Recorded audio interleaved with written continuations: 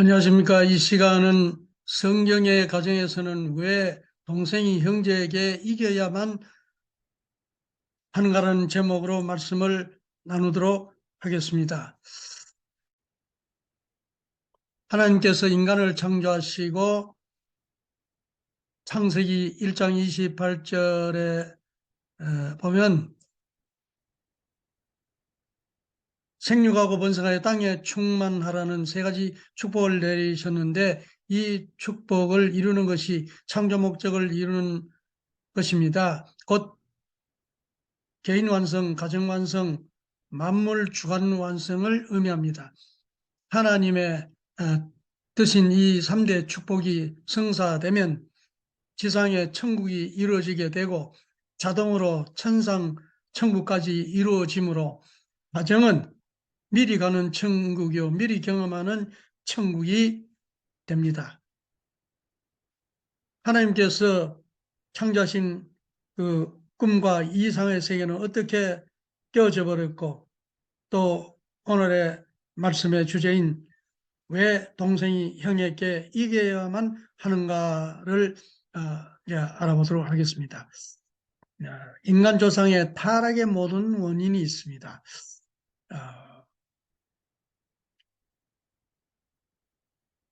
하나님께서 인간을 창조하시기 전에 천사 세계를 먼저 종으로, 우리는 영으로 창조했다 했습니다. 그 이제 인간을 창조하시게 되고 종보다는 아들을, 딸을 더 사랑하시게 되므로 천사 세계 우두머리로 있던 그 천사장이 하나님의 사랑의 그 감수감을 느끼게 되고 과분한 욕망으로 인간 세계에 돌아가는 그 사랑도 차지하고 싶은 그런 과욕이 생겨서 그걸 참 누르지 못하고 종의 위치를 이탈해서 해와를 꼬여서 타락을 시키게 되었단 말이죠. 계시록 12장 9절에 하늘에서 큰 용이 땅으로 내쫓기니 옛뱀 마귀라고도 하고 사탄이라고도 하는 온 천하를 꼬인 자라, 온 천하를 꼬인 자였고, 이사야서 14장 10절에는 아침 아들 계명성이 어찌 그리 하늘에 찍히고 땅에 떨어졌으면 열국을 들어 엎은 자예요. 열국을 다 들어 엎어놨다 그러고, 유다서 1장 6, 7절에는 간음을 행하고 괴이한 색을 따라가다가 훗날에 거울이 되었다 했습니다. 간음으로 타락했다 그랬습니다. 천사와 같은 모양으로 간음을 행했다 했어요.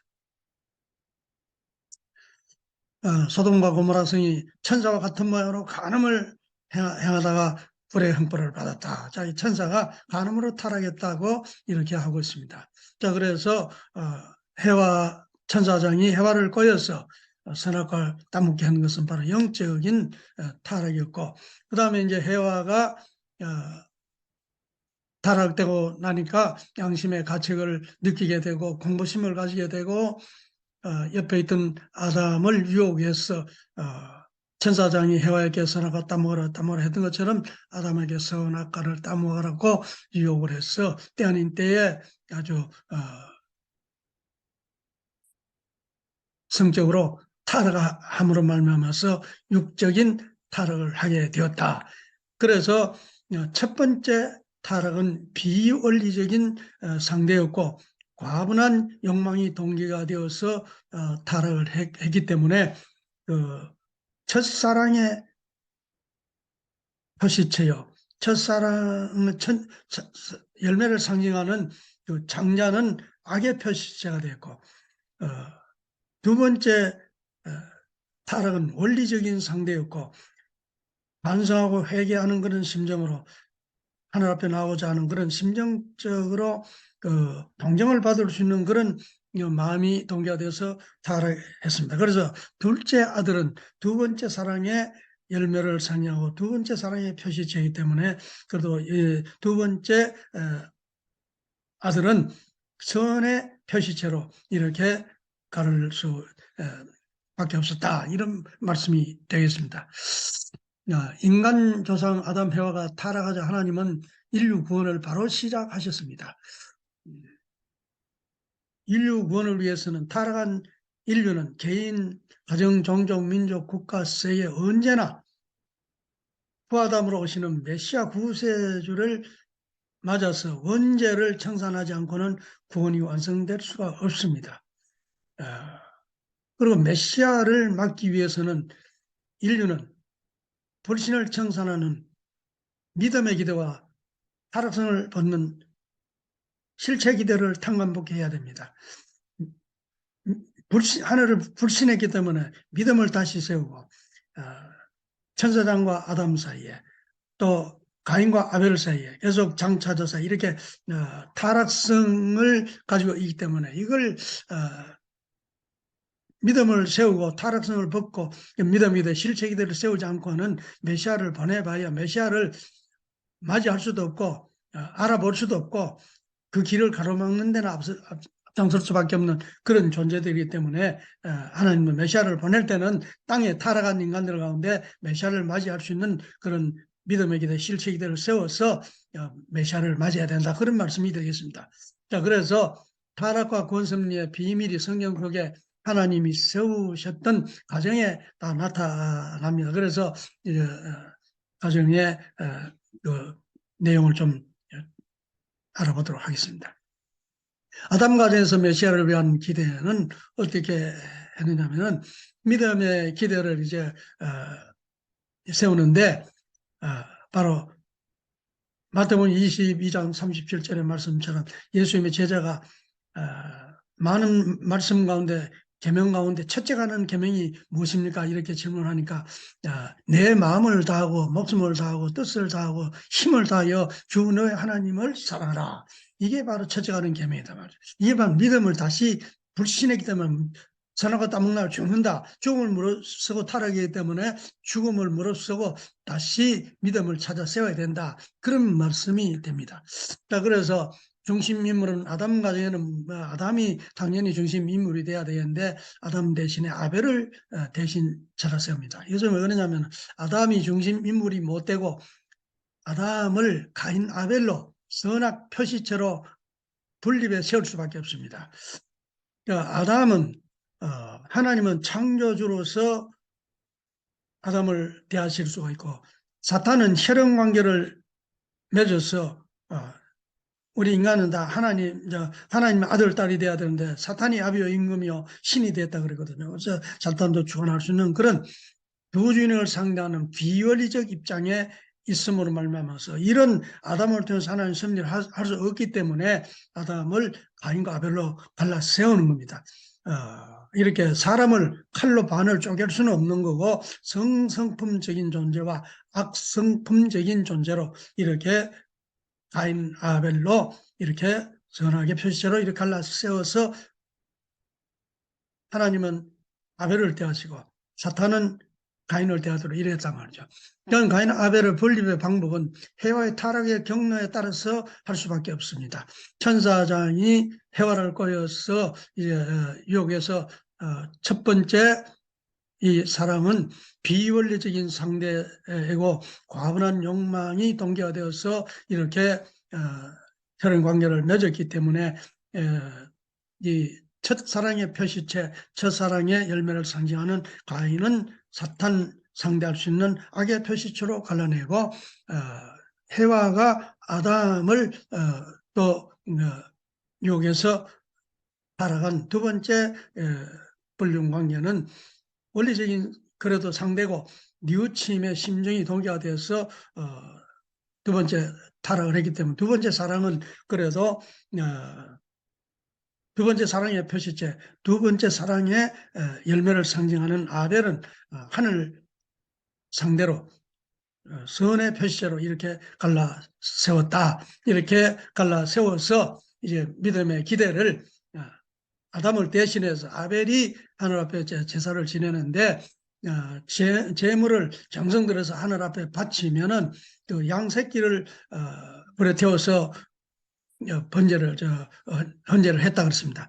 이럴 때에 하나님이 기쁘게 불이 훨훨 타면서 이렇게 받아주셨다 그랬습니다. 이것은 바로 타락한 인간은 하나님이 상대할 수 없는 그런 입장에 있기 때문에 이제 하나님 앞에 타락하지 않은 제물을 정성 들여서 바치면 하나님 그걸 받아주시면은 하나님과 관계를 회복했다, 이런 입장이 됩니다. 그런데 가인은 곡물을 가지고 제사를 지냈는데 하나님 받아주시지 않았어요. 그래서 가인이 자기 제사는 안 받아주시고 동생 것만 받아주는 것이 너무 참 부해가 나고 화가 나서 동생을 이렇게 들여서 돌로 쳐주겠다 그랬습니다. 이것이 바로 실체기대를 이루는데, 실체기대는 바로 마태복음 22장 39절에 내 이웃을 내 몸같이 사랑하라. 이게 이제 예수님 제자가 또 두 번째 하는 중요한 계명은 뭐냐 했을 적에 내 이웃을 내 몸과 같이 사랑하라. 이게 이제 실체기대를 이루는 거예요. 첫째는 하나님을 믿는 것이고, 두 번째는 천사장과 아담 사이에 따라가면서 생겼던 거, 시기 질투심으로 비롯해서 뭐 혈기 교만, 뭐 이렇게 하늘 앞으로 선을 앞세우지 못하고 악이 주관을 한다든가 이런 것을 반대로 전부 탕감복해야 돼. 이것을 가인 아벨을 쳐 죽임으로 말미암아서 아담 가정에서 실제이 되는 출발도 해보지 못하고 실패로 돌아가 버리고 말았단 말이죠. 그래서 노아 가정을 세워서 하나님의 섭리하는데 그때도 또 실패로 끝나고, 아브라함 가정에서 메시아를 위한 기대를 보면은 또 가인 아벨의 이 내용이 잘 나오기 때문에 아브라함 가정에서 어떻게 했는지 봅시다. 원래 이 아브라함이 하나님 앞에 믿음의 기대를 세워야 되는데, 이때는 아담을 통해서 첫 번째고, 두 번째는 노아 가정에서 두 번째고, 아브라함 가정에서 세 번째입니다.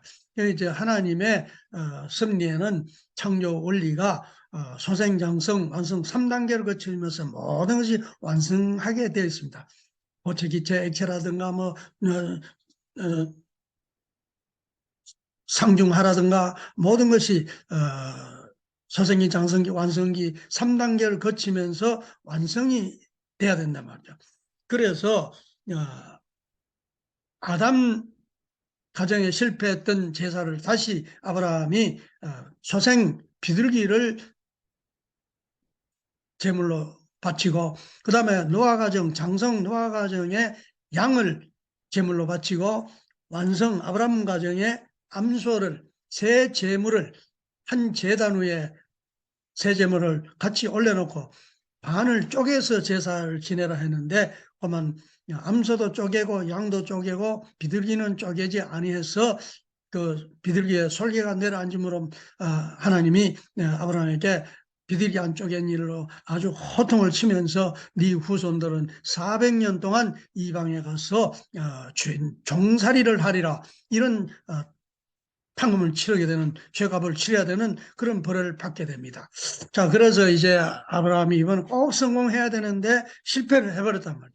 그래서 이제 하나님의 참 섭리가 난처하게 됐습니다. 하나님 모든 것을 삼수로서 완성한다더니만은 아담, 노아, 아브라함 실패했으니까, 아브라함이 실패하고도 실패하지 않았고 하고도 연장하지 않았다는 그런 입장에 세워서 하나님이 섭리를 하신단 말이죠.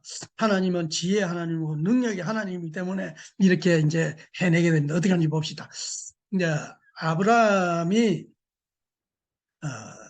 이제 비둘기를 안쪽에서 이렇게 벌이 내리면서 하나님이 이삭, 네 사랑하는 아들 이삭을 모리아 산에 가서 제단 위에, 장작 위에 그 불을 태워서 번제라 그럽니다. 번제로 불에 살라서 제사를 지내라는 이런 명이 떨어졌습니다.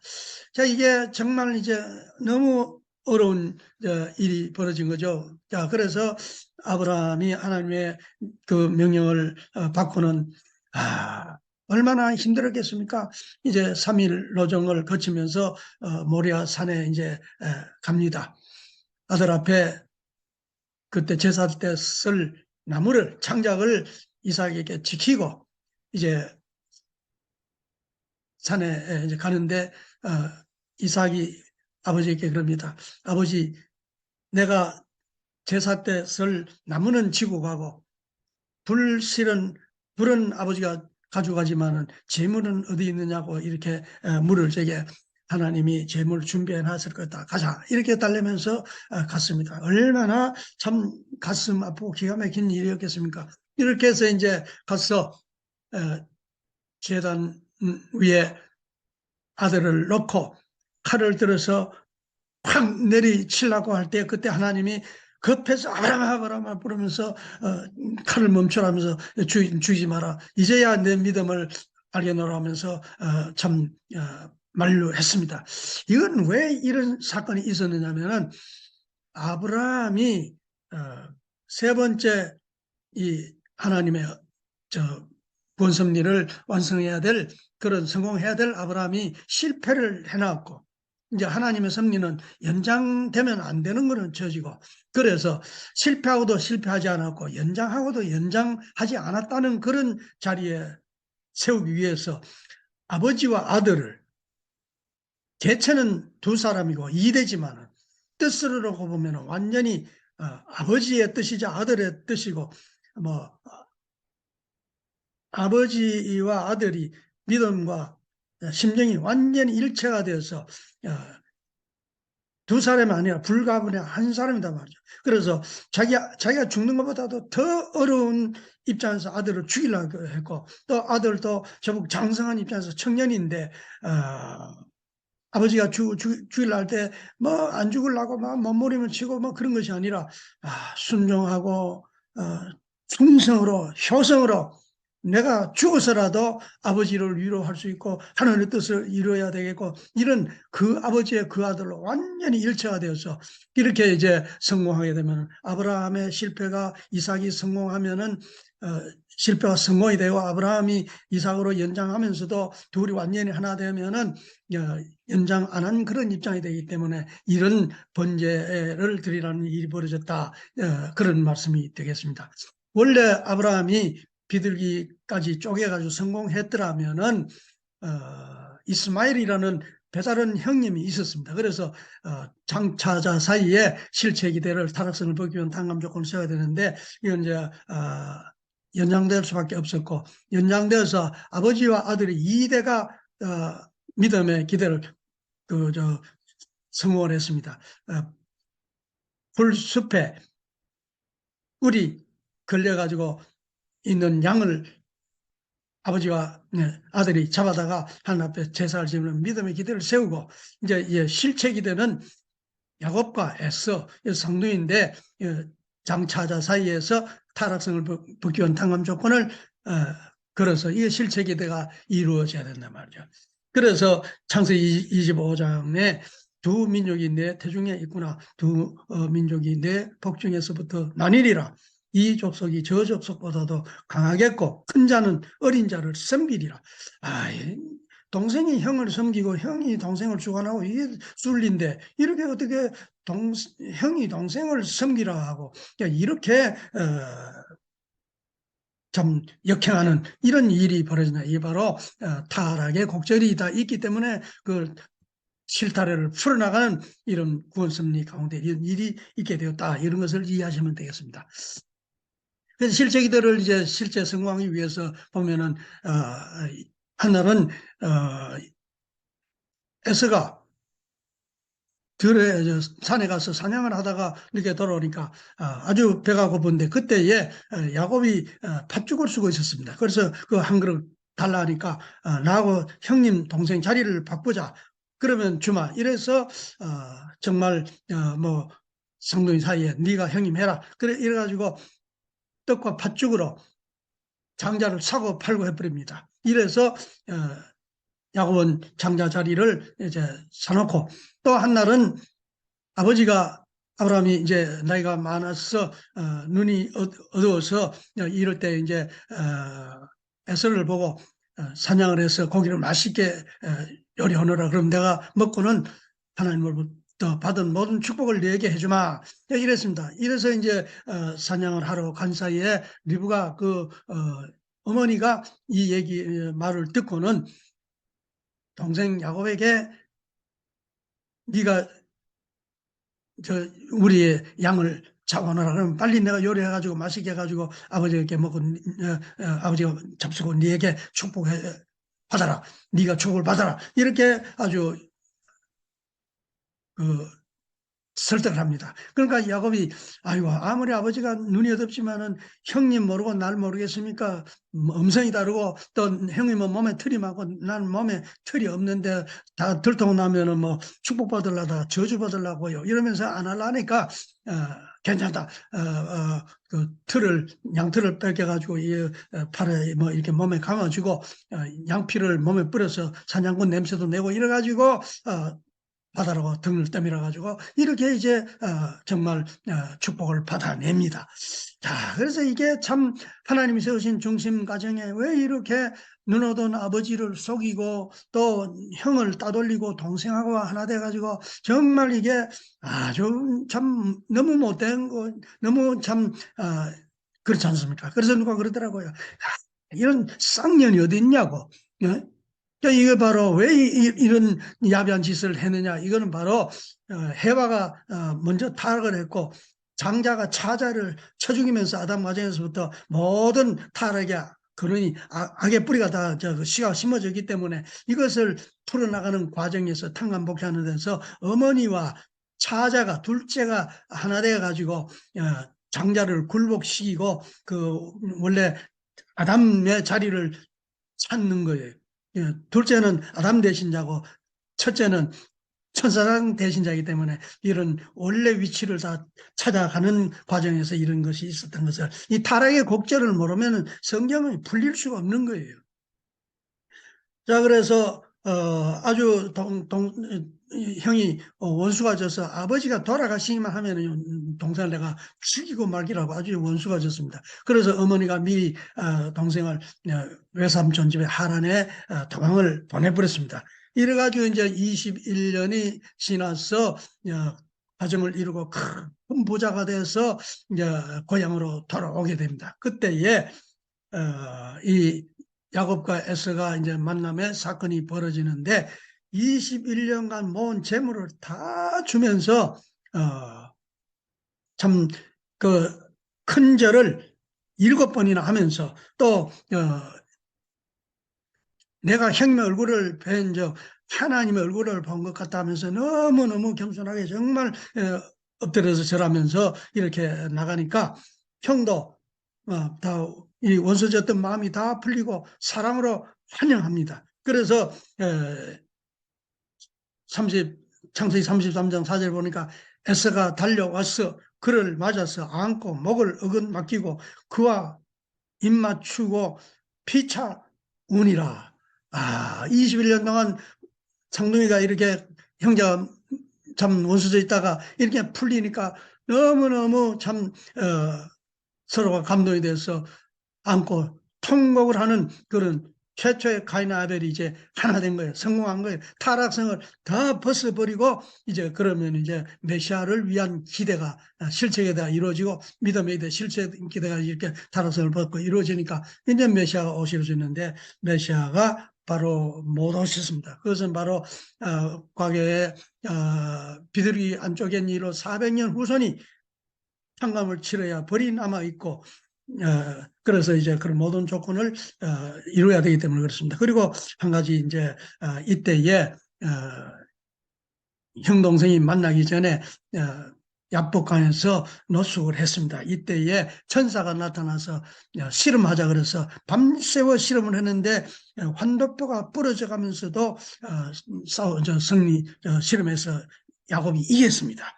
그때에 천사가 야곱에게 너는 승리자다, 이스라엘이다, 이런 축복을 했습니다. 이래서 이제 야곱의 이름을 이스라엘이라고 이제 부르라. 이제 이스라엘 그 후손이 이제 이스라엘 민족이 나오는데 왜 천사하고 싸워서 이겨야 되느냐? 이것도 천사는 원래 하나님의 종이고 하나님의 아들 딸들이 천사장 앞에 주관받는 입장이 되기 때문에 천사장이 타락한 사탄이 아비여 임금이여 신이 되기 때문에 이것을 이겨야 될 아주 숙명적인 길을 걸어서 이렇게 승리해서 이스라엘이 되었다는 것을 이해하시면 되겠습니다.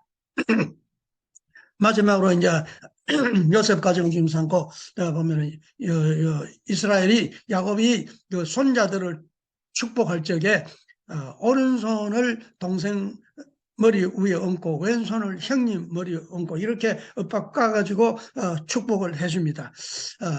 이때 요셉이 아버지 손을 이렇게 바꾸려니까 막 뿌리치면서 거의 이렇게 바꿔서 축복을 해줍니다. 요셉은 왜 그러냐? 형님 므낫세와 동생 에브라임 이 머리에 바른 손은 하늘 편이라 그래. 바른 손은 하늘 편이라 그렇습니다. 그래서 바로 하나님의 그 축복을 동생 머리에 얹고 했단 말이죠. 예수님 돌아가실 때도 우평강로는 하늘을 위로하고 예수님을 위로하고 하늘을 찾아가는 입장이고 좌편 강로는 하늘을 무시하고 하늘 세계가 없다 그러고 예수님을 비웃고 이렇게 악한 입장의 강도였습니다. 이렇게 하늘 앞으로 나아가려고 애쓰는 아벨 형의 하늘을 앞으로 찾아가고 하늘을 모시고 하늘을 믿으려고 하는 사상과 하늘 앞으로 나아가는 길을 가로막고 하늘이 없다고 하는 숨기고 이런 바로 가인왕의 인생관 하늘 가는 길을 가로막는 그런 주의단 말이죠. 그래서 마지막에 이 세계는 좌우로 갈라져 가지고 흑백으로 갈라져서 우좌하지 않고 좌우라 그러죠. 모든 말이 이렇게 좌가 앞섭니다.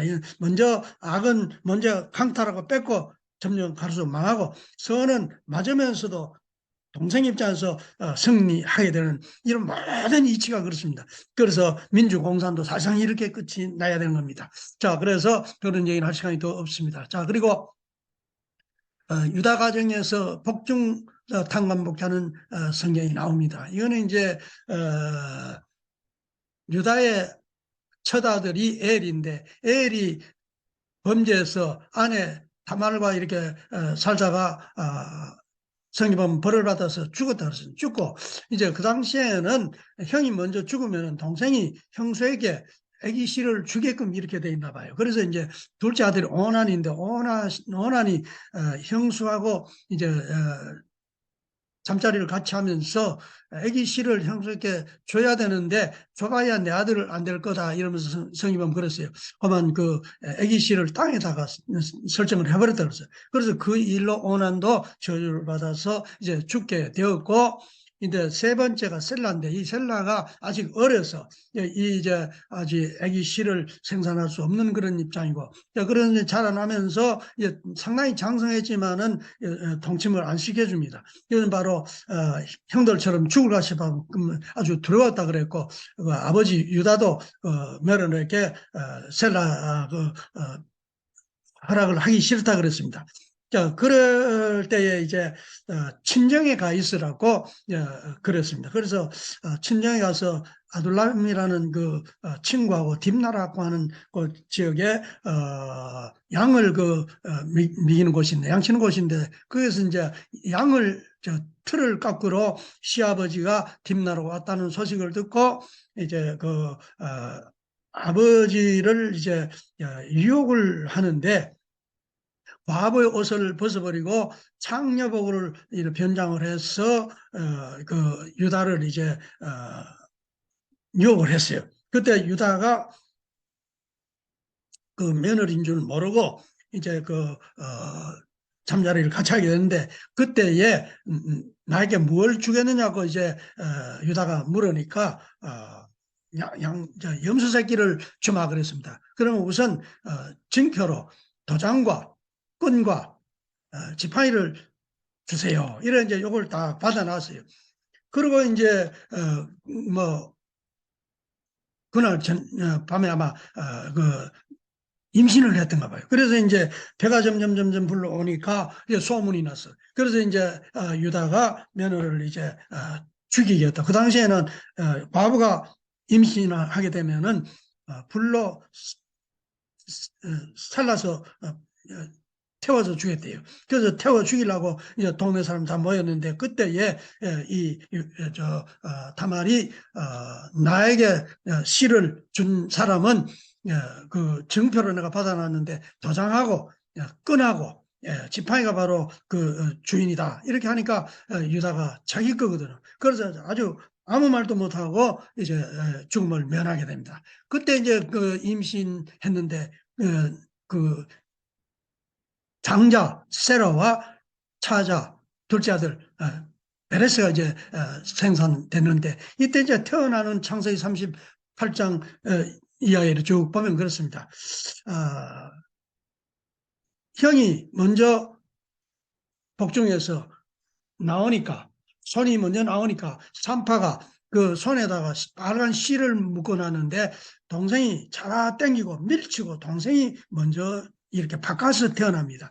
야, 왜 이렇게 뱃속에서부터 만날 치고받고 싸우다가 형이 먼저 나오고 동생이 뒤따라하는 그게 순리인데 저 이렇게 바꿔서 태어나냐 이런 거 다 왜 그러냐면은 차자가 장자를 굴복시키는 복귀 섭리를 지상에서 야곱이 에서를 굴복시켜서 그래서 이스라엘이 되었고 승리자가 되었고 타락은 복중에서 되었기 때문에 어머니 뱃속에까지 그 차자 베레스가 장자 세라와 싸워서 이겨서 장자권을 혈통 복귀를 해야 장자권을 복귀해야 되는 것이고 그런 성리한 조상의 후손으로 메시아 후세주 후아담 예수님이 독생자로 인류 아버지 영광으로 탄생할 수 있기 때문에 이런 일이 있었단 말이죠. 예수님은 사탄과 관계없는 하나님의 독생자로 탄생할 수 있게 된 것이 이렇게 장차자를 차자가 장자를 기어이 이겨야 이렇게 승리한 그런 사탄이 아비여 임금이여 신 너희들은 너희 아비 마귀에게서 났기 때문에 이렇게 예수님도 그런 태어날 수 없기 때문에 사탄과 싸워서 참 승리하고 사탄하고 관계없는 그런 자리에서 탄생해서 인류를 중생시킬 수 있는 자리에 오셔야 되기 때문에 이런 일이 있었다는 것을 이제 말씀을 이것으로서 다 어느 정도 이해 다 되실 줄로 믿고 말씀을 마치도록 하겠습니다. 감사합니다.